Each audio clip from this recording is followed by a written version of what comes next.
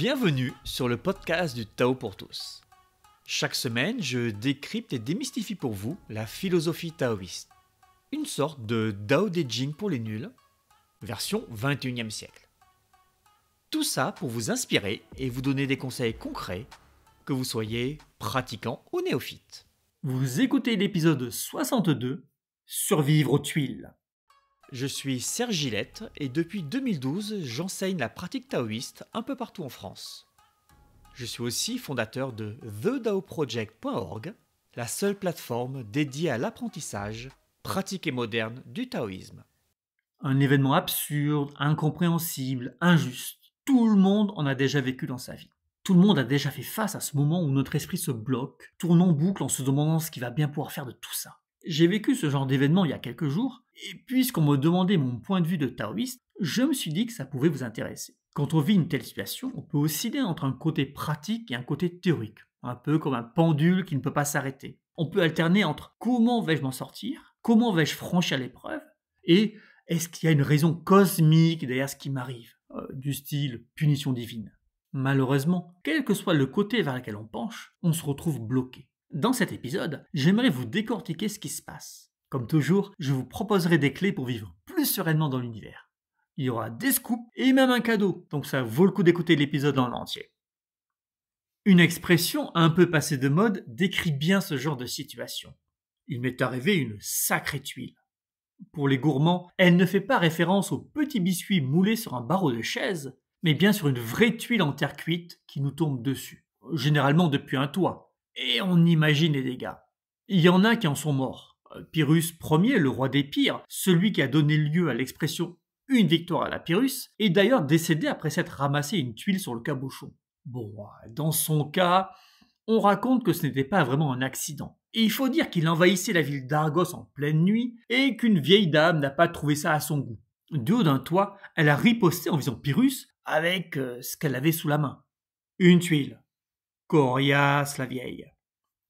Comme quoi, on ne peut pas aller voler le territoire des autres peuples, aller porter la guerre chez eux, envahir leur ville pour la piller, sans s'attendre à un minimum de conséquences. Toujours est-il que la tuile, c'est ce grain de sable inexplicable, incompréhensible, injuste qui nous pourrit la vie. Parfois, pour y mettre fin aussi, me glisse ce Pyrrhus dans mon oreillette. Mais est-ce réellement inexplicable ou incompréhensible ? La tuile du roi des Pires n'est certainement pas inexplicable. Est-ce que ça existe vraiment, des événements inexplicables ? Absolument pas. Tout événement a des causes, souvent multiples. Par exemple, si au petit matin je vois mon potager retourné par un sanglier, je ne connais peut-être pas le cours des événements qui l'ont amené chez moi. Mais ceci existe pourtant bel et bien. Mon potager n'est pas clôturé, je n'ai pas de chien, l'année a été pauvre en glands, j'ai planté beaucoup de légumes à tubercules. Le sanglier a changé son trajet quotidien pour aller boire car il a croisé des promeneurs, ce qui l'a amené plus proche de mon jardin. Enfin, ce n'est pas parce que je n'ai pas connaissance de la liste exhaustive de ces causes qu'elles n'existent pas. Il ne faut pas juste confondre ignorance des causes et inexistence de ces dernières. Dit d'une autre manière, ce n'est pas parce que je ne comprends pas que ce n'est pas logique. Si je ne vois pas de logique, ce n'est pas l'univers qui est con, c'est moi. Ok, ça c'était pour le côté inexplicable. Mais c'est pas parce que c'est explicable que c'est évitable. Je suis bien d'accord. Si je crève sur une route de montagne à 7h du matin, l'incident est sans doute explicable. Peut-être est-ce un clou ou une vis qui traînait sur la chaussée qui a perforé mon pneu. Nous avons une explication. Aurait-on pu l'éviter ? Avait-on un moyen de voir ce clou sous la route et de rouler à côté ? Non, bien sûr. Nous n'y pouvons rien. Enfin, si. On aurait pu investir dans des pneus anti-crevaison, mais il faut avouer que c'est un peu extrême. Nous sommes donc en présence d'un événement explicable, mais qu'on ne peut pas éviter. Le genre de situation qu'on va ranger dans « c'est injuste ». Pire, s'il faut, on roulait lentement en faisant attention. Et là, on va le ranger dans « c'est trop injuste ». Je vous épargne l'extrait de Calimero. Attendez, on peut faire pire. Là, je me rends compte que j'avais prêté mon cric à un voisin et qu'il a oublié de me le rendre. Je suis donc dans l'incapacité de changer ma roue à 7h du mat sur une route de montagne peu passante. Et là, pour renforcer le clou, il se met à neiger. Pourquoi tout le monde m'en veut ? C'est vraiment trop injuste. Le point de la justice est très intéressant. C'est cette idée que l'univers doit se comporter d'une manière bien précise. que si je fais bien mes devoirs, j'aurai une bonne note à l'école, que si je mange sainement, je n'aurai pas de problème de santé. On pense que si on se comporte bien, on va avoir un retour positif de l'univers. C'est le côté très chrétien de notre culture. Le ciel et la terre sont sans sentiments humains ou affections particulières. Ils regardent les 10 000 êtres comme un chien de paille. Dao De Jing, chapitre 5. C'est ce qu'on nous inculque de force et depuis très jeune à l'école. C'est ce que nos hommes politiques nous rabâchent. Si tu n'as pas de travail, c'est que tu es un fainéant, que tu n'as pas assez cherché. Vous voyez le discours, hein. Cette idée du résultat à la hauteur de l'effort fourni est une astuce importante pour structurer une société humaine. Ce retour positif de l'univers fournit la carotte nécessaire pour que tout le monde rentre dans le rang. Le retour positif de l'univers. Désolé, mais la réalité est un peu différente. J'ai encore ce souvenir de 6e où j'avais appris par cœur ma leçon de géographie et où, par chance, il y avait une interro juste le lendemain où on devait ressortir le cours, rien de plus. Sur ma copie, j'avais recopié tout ce que j'avais mémorisé, mot pour mot, pour une note finale de 11 sur 20, avec un commentaire du style manque de travail personnel, aurait pu être plus précis, plus imaginatif, enfin un truc comme ça. Pour contexte, c'était en 1977, donc bien avant qu'Internet n'arrive dans les foyers. Et j'avais 11 ans. Il voulait quoi comme travail personnel ? La réalité derrière cette appréciation, c'était que ce prof ne m'aimait pas. Pas à cause de mon travail, ni de mon comportement en classe, non, simplement parce que ses opinions politiques différaient de celles de mes parents, profs aussi. Alors ouais, ce n'est pas très évolué comme attitude. Toujours est-il que j'ai vécu cette situation comme étant très injuste. Et ça a dû être la dernière fois où j'ai appris par cœur une leçon. Très bonne pédagogie, monsieur l'enseignant. J'ai un ami qui mangeait bio et qui est tombé très gravement malade. Une copine qui mangeait beaucoup de poissons pour sa santé et... Mais si c'est bon, il y a des oméga 3. Avec les progrès de la science, que les oméga 3, ils jouent un rôle extrêmement important dans 3 choses, l'immunité, l'inflammation, la coagulation. Immunité, donc pour éviter d'être malade. Inflammation... Et cette copine a été atteinte de botulisme, d'empoisonnement au plomb. Sympa. Alors oui, l'univers est injuste. Il n'y a aucune règle dans l'univers qui dit que si tu fais ce qu'il faut, du mieux de tes capacités, tu obtiendras ce que tu veux. Mais c'est désespérant.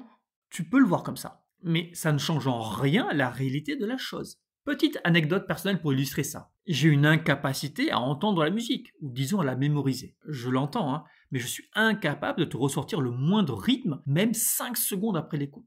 L'information va juste dans une zone de mon esprit qui est plus proche du trou noir ou de la décharge publique de Manille que de la grande bibliothèque d'Alexandrie du temps de sa splendeur. C'est comme ça. Peu importe le nombre d'heures de cours de chant ou de musique que je prendrai, je ne serai jamais aussi bon au chant que quelqu'un qui a l'oreille absolue. C'est un fait, Ça ne signifie pas que je ne peux pas progresser. Je peux. L'effort sera juste plus important pour moi que pour quelqu'un d'autre.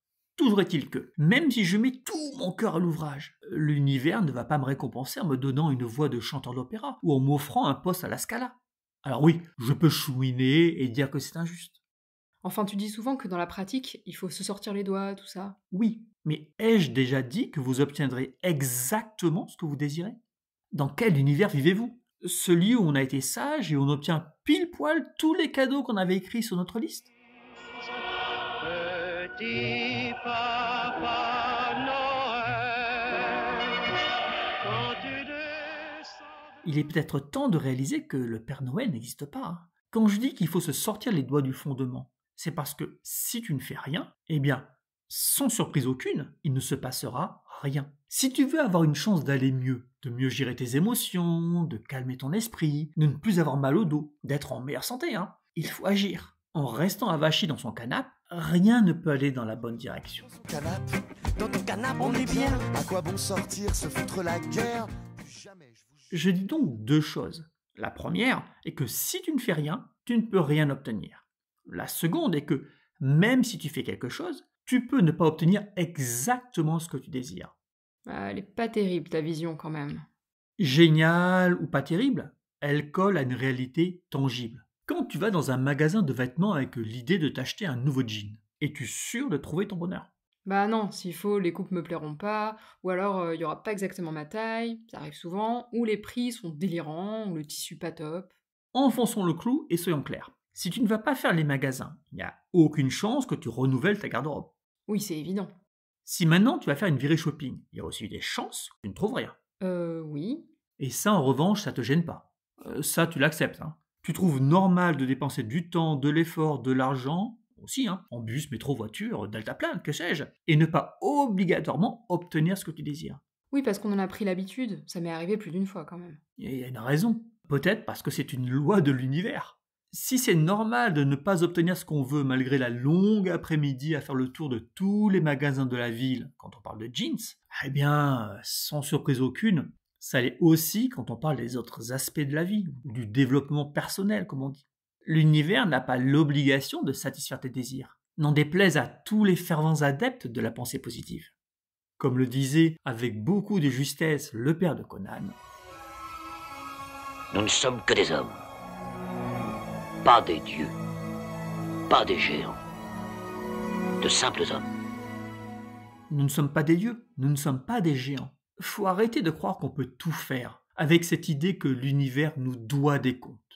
Même les dieux, hein, ils peuvent pas tout faire. Va demander à Zeus quand il essaye de tromper sa femme, et tu vas voir, il s'en prend toujours plein la face. Maintenant, quand tu vas, disons, dans un magasin de vêtements pour trouver un jean, est-ce que ça t'est déjà arrivé de repartir avec autre chose? Oui, un petit haut sympa ou un blouson en jean dont j'avais besoin. Tu as fait un effort. Tu n'as pas obtenu le résultat que tu voulais, mais tu as quand même obtenu quelque chose. Et c'est ça le secret. Oui, je vous donne un secret de plus. Le secret, c'est qu'on obtient toujours quelque chose. Retenez bien ça. Alors je le redis pour que ce soit bien clair. Sans effort, aucun résultat. Avec des efforts, toujours un résultat. Peut-être pas celui qu'on attend. Je pourrais vous le dire avec un faux accent chinois ridicule pour faire style Confucius. Hein. Oui, mais je veux pas me forcer à acheter quelque chose juste pour rentrer avec un nouveau vêtement. Non, ça serait stupide. Et ça serait n'avoir rien compris à la vie. Mon grand garçon, quand il avait genre 5 ans, hein, et qu'on faisait des brocantes, il ne voulait jamais repartir sans avoir acheté un petit quelque chose. Souvent une petite figurine, à 10 centimes. Il pensait que sinon, il n'avait pas vraiment fait la brocante, qu'il n'avait pas réussi une espèce de mission. Bon, il avait 5 ans aussi. Hein. Quand je dis qu'on obtient toujours un résultat, je ne parle pas nécessairement d'un objet matériel. Peut-être qu'il s'agit d'informations. Ainsi, tu as peut-être pu éliminer de ta liste des magasins visités un certain nombre dont le style ne te correspondait pas. Peut-être que tu as mémorisé que dans telle boutique, il y avait un grand choix de pulls en laine. Que dans une autre, ils avaient des produits de grande qualité. Tu n'es peut-être pas rentré avec le jeans de tes rêves, mais si tu as fait attention, tu es rentré avec quelque chose qui a de la valeur. Ouais, s'il faut, je suis rentrée avec la réalisation que c'était inutile de perdre mon temps à faire le tour des boutiques. Ça peut être un résultat en effet. Mais des fois, on fait des efforts, plein d'efforts. Et puis une tuile arrive, et il n'y a aucun résultat. Rien à en tirer. On a l'impression que c'est un sale coup gratuit de l'univers, le genre coup de poignard dans le dos. Oui, comme toi sur ta route de montagne. Oui, mais si on regarde bien dans cet exemple imaginaire, il y a plein de résultats sous forme d'enseignement. J'ai appris à vérifier que j'avais bien un cric dans la voiture avant de prendre la route. J'ai appris que si je prête un objet, je dois aller le réclamer. Et si maintenant j'arrive à arrêter un des rares automobilistes sur ma route, j'ai appris que tous les humains ne sont pas forcément des égoïstes forcenés. J'ai pu aussi vérifier que je savais changer de roue, que je ne paniquais pas, que je restais efficace, calme, que je ne cédais pas à l'abattement sous la neige. Tu dis que quoi qu'il se passe, quelle que soit la tuile, il y a forcément un enseignement à en tirer? Oui, je dis ça. Il y a toujours un résultat positif si on y prend garde. Ça pourrait être le sens caché de cette phrase débile. Tout ce qui ne vous tue pas vous rend plus fort. Si je suis capable de tirer une leçon de ma mésaventure, d'arrêter de manger du thon farci au plomb parce que j'ai trop vu de pub à la télé, j'aurais gagné quelque chose dans ma vie. Le passage par la case hosto, ça fait cher la leçon quand même. J'ai pas dit que ça coûtait rien, hein. J'ai pas dit que c'était facile. Je n'ai pas dit que c'était évident. Je n'ai même pas dit que ça rendait l'expérience plus simple à vivre. Je n'ai rien dit de tout ça. J'ai juste dit qu'à minima, de toute situation, tu dois tirer une leçon. Je lave mes couteaux et je ne les sèche pas. Ils rouillent. Oui, un couteau, ça a une lame carbone. Ce qu'en général vous appelez couteau, ce sont des spatules en inox tout juste bonnes à tartiner du beurre, ou des scies à grosses dents que vous avez improprement renommés couteau à steak. Un couteau, c'est en acier carbone, ça coupe fort, même la peau d'une tomate, et ça rouille. Bon, je n'ai pas séché mes couteaux et la lame rouille. La leçon, c'est de les essuyer, pas de les laisser s'égoutter. C'est pas compliqué. Encore une fois, l'expérience peut être très désagréable, horrible même, sans comparaison avec un peu de rouille. En tirer une leçon, un enseignement, n'allège absolument pas l'épreuve. Mais avouez que ça serait franchement stupide, non seulement de souffrir, mais en plus de ne rien en tirer. Pour les amateurs, il y a bien entendu un hexagramme du I Ching qui donne ce conseil. Et si vous avez suivi mes cursus de I Ching, je vous invite à m'envoyer la réponse par mail. Oui, mais si je suis ce que tu dis, il faut que je fasse attention à tout dans la vie. J'ai envie de te dire oui. Enfin, tout dépend de ta conception de la vie. Si tu ne regardes pas avant de traverser la rue, si tu n'écoutes pas à l'école, si tu ne creuses pas pour savoir qui tu es, si tu ne regardes pas les erreurs des autres ou les tiennes, si tu ne t'interroges pas sur les raisons qui font que toutes tes relations échouent, eh bien oui, tu vas passer à travers ton existence comme une espèce de zombie. C'est une espèce de choix. Mais est-ce celui que tu dois faire ? Je laisse chacun être juge. Personnellement, comme tous les taoïstes, je pense que l'on doit porter une attention aux choses, et ce, quelles qu'elles soient. On doit faire attention à tout. Et n'allez pas déformer mes propos. Ça ne signifie en rien se crisper. L'attention est détendue. C'est une ouverture sur le monde, pas une crispation qui est une fermeture. Donc tu dis que toutes les situations sont matière à enseignement. Mais des fois, il y a des moments où on se dit que c'est tellement injuste, que l'on n'y pouvait tellement rien, que la seule explication c'est que l'univers m'envoie un signe. On se dit qu'il m'envoie cette tuile pour me faire réagir, mais juste on voit pas quoi faire. Alors, une fois de plus, même si ça serait cool d'imaginer ça, non. L'univers ne se préoccupe pas de nous. Pas au sens où il y a un préposé aux tuiles quelque part qui est prêt à nous envoyer une épreuve à traverser. Un gars, genre le bureaucrate de la CAF, qui en voyant notre dossier se dirait « Tiens, ça fait plusieurs fois qu'il part pour un voyage de 500 km sans vérifier s'il avait son cric dans la voiture. Et si on lui crevait un pneu ?»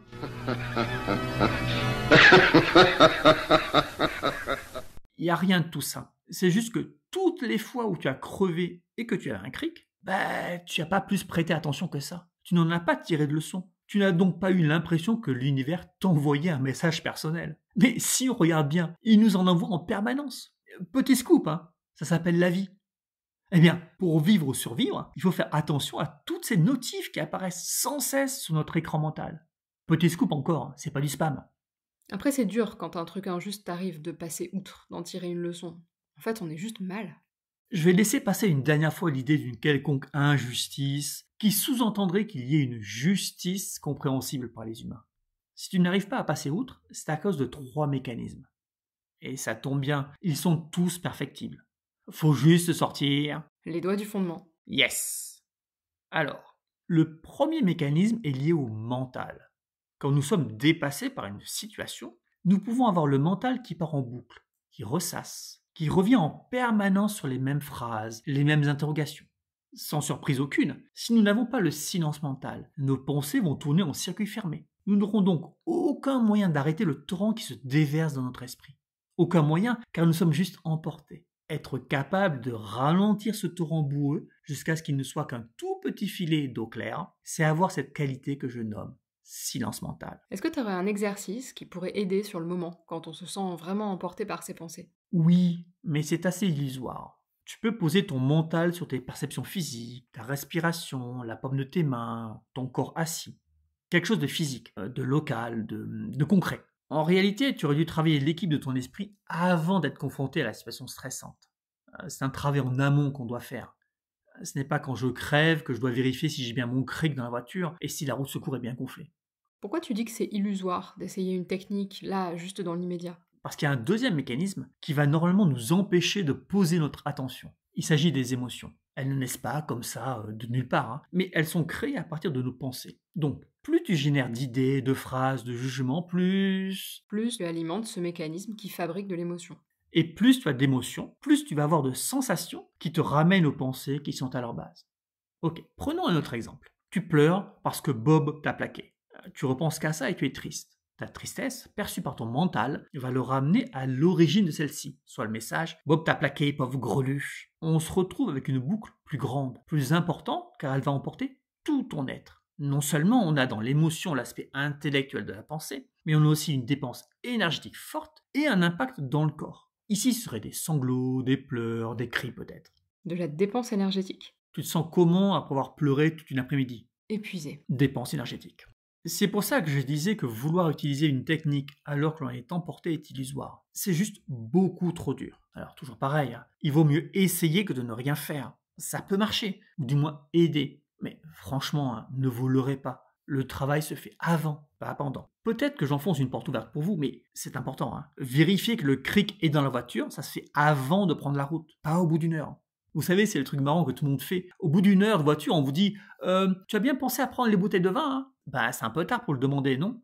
Vous devez avoir un mécanisme émotionnel efficace. Vous devez rester fonctionnel quand vous assistez à un accident de la route ou plus grave, quand quelqu'un se trompe de pronom et n'utilise pas XER pour vous nommer. Vous devez rester fonctionnel, car vous devez pouvoir agir pour traverser la situation. Appeler le 112, faire les premiers gestes de secours si vous les connaissez. Rester fonctionnel, c'est vivre. Je pense que c'est vaguement important. Le trauma de l'expérience, vous l'évacuerez ensuite, au calme. Le troisième mécanisme à l'œuvre est lié à nos jugements. Tu as pleuré quand ton petit ami imaginaire Bob t'a largué, mais est-ce que tu as pleuré pour tous les enfants qui en ce moment dans le monde meurent sous les bombes ou sont estropiés à vie? Non. Pourtant tu sais que ça se produit en ce moment, hein? Ouais.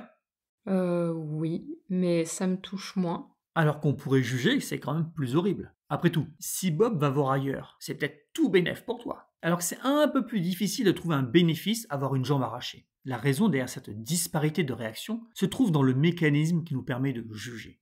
C'est pas le mental qui juge? Si, absolument, hein. Mais il juge à partir de données, de règles, de valeurs. Il ne travaille pas dans le vide, hein. C'est comme un ordinateur. Tout ce qui est dans notre tête est plus ou moins ordonné sur une échelle allant de pas grave à ultra gravissime. On a une règle générale qui dit que ce qui arrive à ma petite personne est plus important que ce qui arrive à mes proches, et c'est plus important que ce qui arrive à de parfaits inconnus.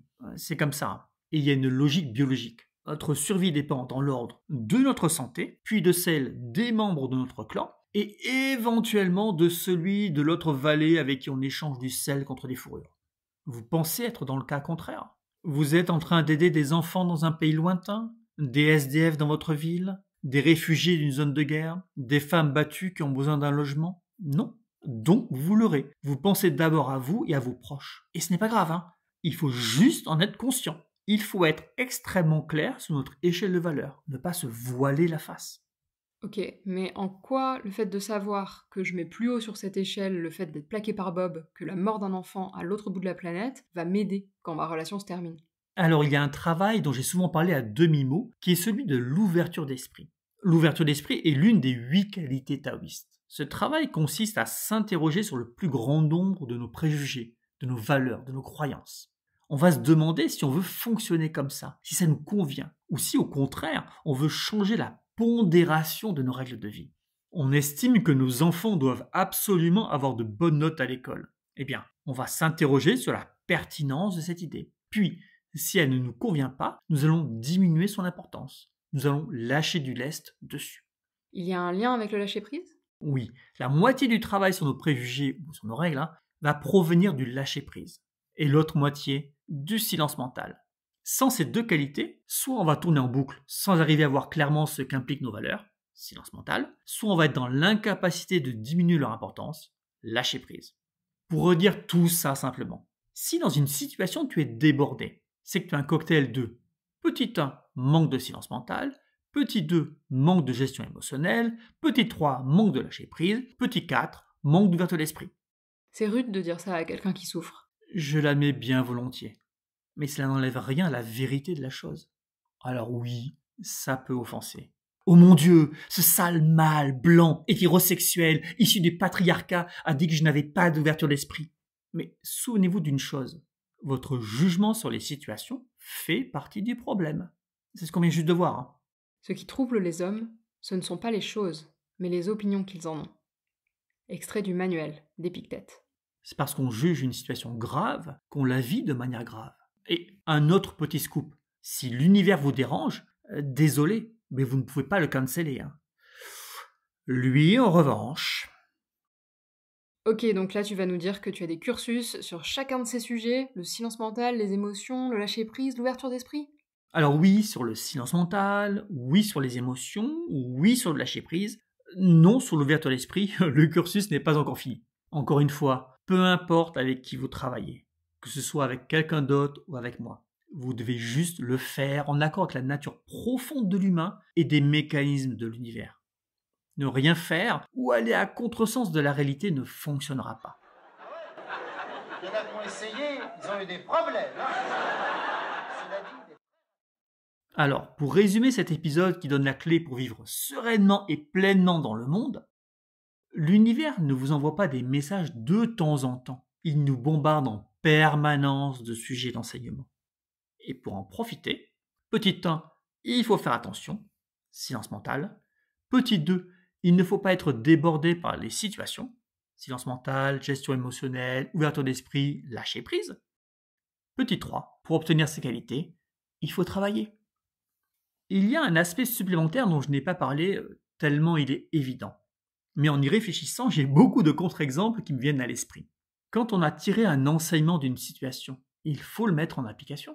Sinon, tout ce qu'on a fait n'aura servi à rien. Et oui, un jour ou l'autre, vous aurez l'impression que soudainement, l'univers vous envoie un message. C'est comme ces filles qui disent n'aimer que les bad boys, mais qui ajoutent juste après qu'à chaque fois elles sont déçues parce qu'ils se comportent mal avec elles. Comment dire ? Si vous ne mettez rien en application, ne vous étonnez pas que votre vie ne change pas pour le mieux. Il y a des miracles, mais franchement, vaut mieux pas compter dessus. Tout ça, c'est un travail long. Il y aura toujours des moments où nous serons dépassés par les événements. Nous ne sommes pas des dieux. L'idée, c'est juste de ne jamais être dépassé par tous les événements de notre quotidien. Les embouteillages, les caisses de supermarché, l'administration, les collègues de travail, la famille. Si rien de notre quotidien n'arrive à nous malmener, mais que seulement l'exceptionnel nous met à terre, alors nous avons gagné. Pour reprendre l'image de la natation, nous devons maintenir la tête hors de l'eau dans notre mer de tous les jours, et ce, sans effort. J'espère que cet épisode vous a plu, qu'il vous a un peu plus éclairé sur les signes de l'univers, mais aussi sur la manière de traverser les situations de la vie, ou devrais-je dire, la vie tout court. Si vous appréciez ce que ce podcast vous apporte, aidez-le à grandir pour en faire profiter d'autres personnes. Notez-le 5 étoiles sur votre plateforme de podcast favorite, envoyez-le à des amis, partagez-le sur vos réseaux sociaux. De cette manière, vous soutenez ce travail et vous contribuez à élargir le cercle de ceux qui ont l'information et qui peuvent désormais commencer un travail efficace sur eux.